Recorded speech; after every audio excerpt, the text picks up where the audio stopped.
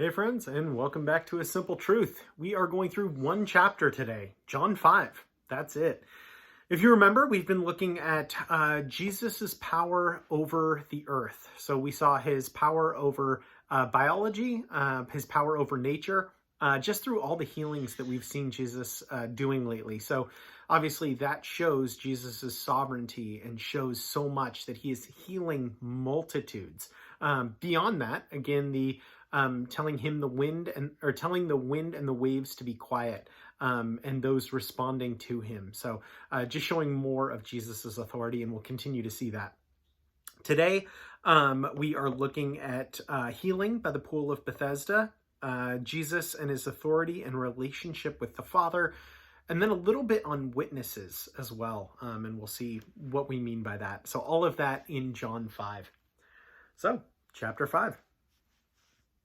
After this, there was a feast of the Jews, and Jesus went up to Jerusalem.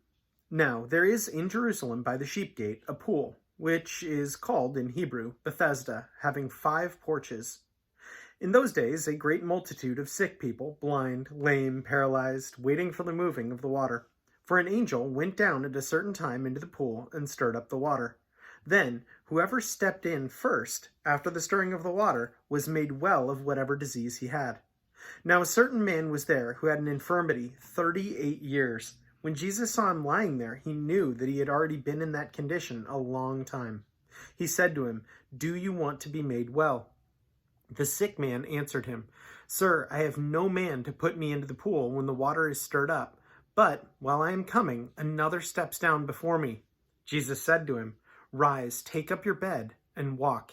And immediately the man was made well, took up his bed, and walked. And that day was the Sabbath. The Jews therefore said to him who was cured, "It is the Sabbath. It is not lawful for you to carry your bed." He answered them, "He who made me well said to me, 'Take up your bed and walk.'"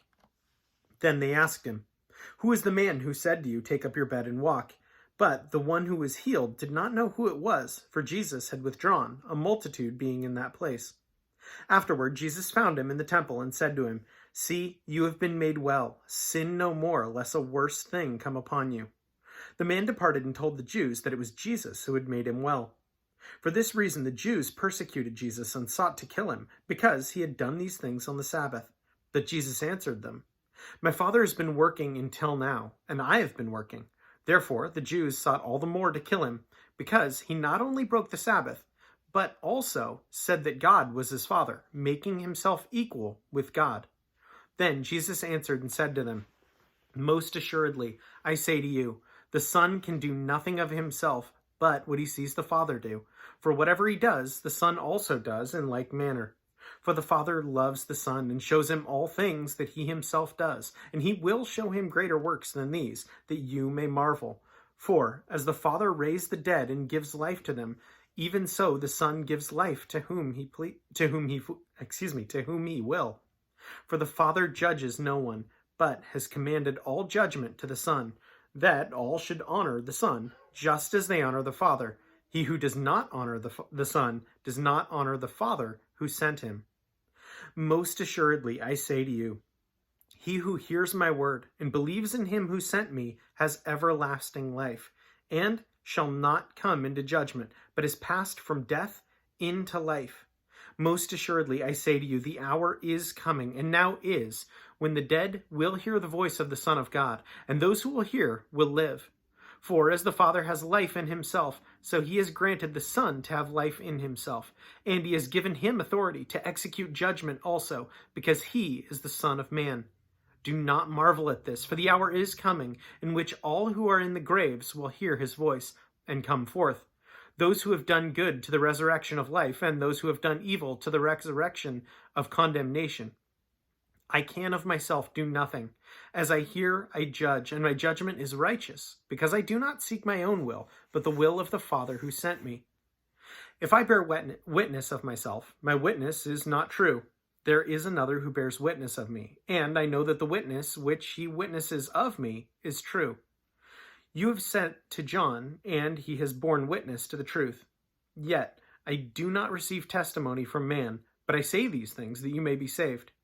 He was the burning and shining lamp, and you were willing for a time to rejoice in his light. But I have a greater witness than John's, for the works which the Father has given me to finish, the very works that I do, bear witness of me, that the Father has sent me, and the Father himself, who sent me, has testified of me. You have neither heard his voice at any time, nor seen his form, but you do not have his words abiding in you, because of whom he sent, him who you do not believe. You search the Scriptures, for in them you think you have eternal life, and these are they which testify of me, but you are not willing to come to me that you may have life. I do not receive honor from men, but I know you, that you do not have the love of God in you. I have come in my Father's name, and you do not receive me. If another comes in his own name, him you will receive. How can you believe, you who receive from one another, and do not seek the honor that comes from the only God? Do not think that I shall accuse you to the Father. There is one who accuses you, Moses, in whom you trust. For if you believed Moses, you would believe me, for he wrote about me. But if you do not believe his writings, how will you believe my words? I think that's it's pretty short, but there's a lot to digest there. I think most of it, for me, what really, really stood out was just the recognition of Jesus being the only way. And you see right there, particularly in 5:24 through 30, that block of Jesus just saying, here is the relationship with the Father. Here's what I'm doing. I've been given all authority and the ability to judge as well.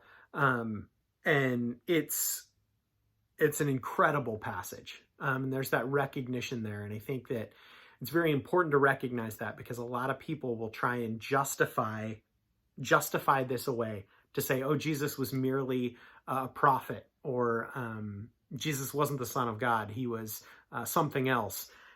This speaks directly to Jesus and his purpose, and the judgment that comes through him and salvation.